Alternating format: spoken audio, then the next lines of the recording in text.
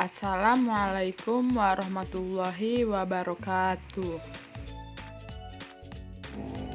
Perkenalkan, nama saya Tri Zahra Malia, NPM A1C020028 dari kelas 4B Pendidikan Matematika. Baiklah, di sini saya akan membahas mengenai materi segi banyak tidak beraturan untuk kelas 4 SD. Baiklah, sebelum kita masuk ke dalam materi, saya akan sedikit membacakan motivasi menurut Albert Einstein.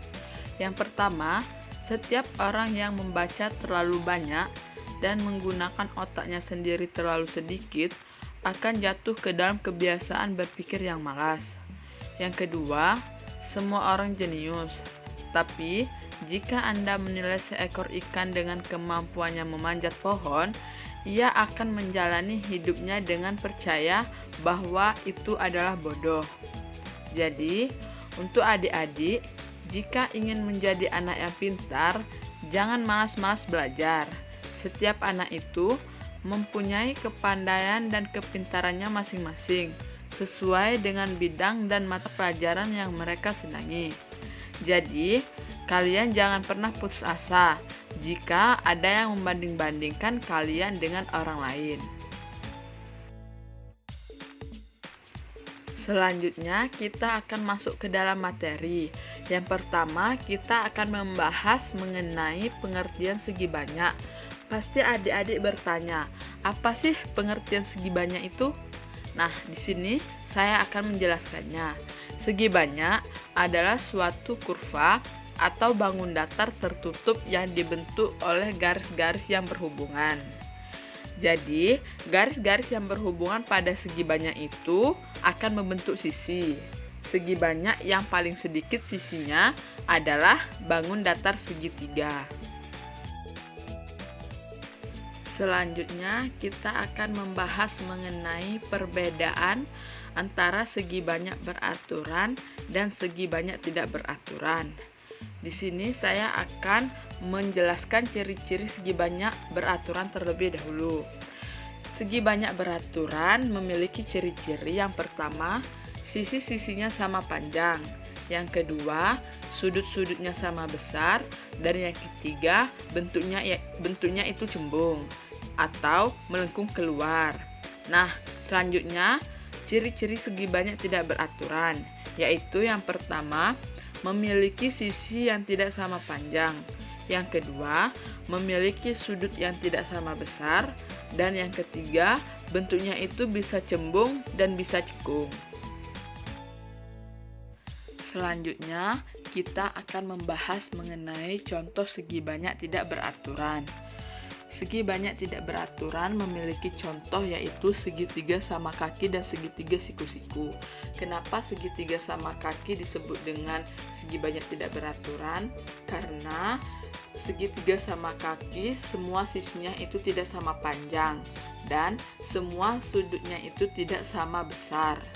Itu termasuk ke dalam ciri-ciri segitiga, yaitu memiliki dua buah sisi yang sama panjang, memiliki satu buah sumbu simetri, dan mempunyai dua sudut yang sama besar.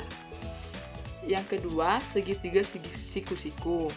Kenapa segitiga siku-siku termasuk dalam segi banyak tidak beraturan? Karena semua sisinya itu tidak sama panjang dan semua sudutnya itu tidak sama besar. Itu termasuk ke dalam ciri-ciri segitiga siku-siku, yaitu memiliki satu buah sudut sebesar 90 derajat, yang kedua hanya mempunyai dua buah sisi yang sama panjang, dan yang ketiga hanya memiliki dua buah sudut lancip yang sama besar. Selanjutnya ada jajar genjang dan persegi panjang. Kenapa jajar genjang bisa disebut dengan segi banyak tidak beraturan? Karena sisi-sisi dari jajar genjang itu semuanya tidak sama panjang dan semua sudut dari jajar genjang itu tidak sama besar. Ciri-ciri dari jajar genjang adalah: 1. Mempunyai dua buah pasang sisi sama panjang yang saling berhadapan. Yang kedua, memiliki dua buah sudut lancip dan dua buah sudut tumpul. Selanjutnya, persegi panjang. yang memiliki ciri-ciri. Yang pertama, memiliki 4 sisi, di mana kedua sisi tersebut saling berhadapan sama panjang dan sejajar. Yang kedua, memiliki 4 sudut siku-siku yang sama besar, yaitu 90 derajat. Jadi, jajar genjang dan persegi panjang ini termasuk dalam segi banyak tidak beraturan, karena semua sisinya tidak sama panjang dan semua sudutnya tidak sama besar. Yang terakhir, contoh dari segi banyak tidak beraturan ada tanda panah dan trapesium. Tanda panah memiliki ciri-ciri. Yang pertama, memiliki sisi-sisi yang tidak sama panjang.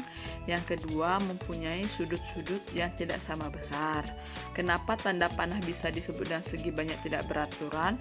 Karena semua sisi dari tanda panah itu tidak sama panjang dan semua sudut dari tanda panah itu tidak sama besar. Begitu pula dengan trapesium yang memiliki ciri-ciri. Yang pertama, memiliki sepasang sisi yang panjangnya sama. Yang kedua, terdapat 2 sudut yang berdekatan atau disebut dengan sudut sepihak.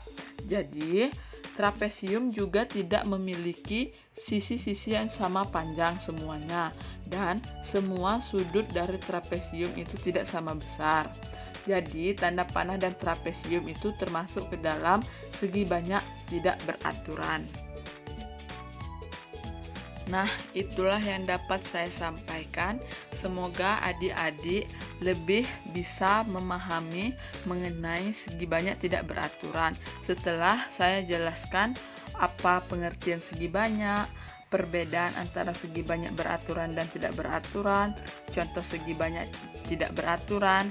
Nah, semoga adik-adik bisa membedakan antara segi banyak beraturan dan segi banyak tidak beraturan, baik itu dalam pelajaran maupun dalam kehidupan sehari-hari. Terima kasih. Bye-bye. Wassalamualaikum warahmatullahi wabarakatuh.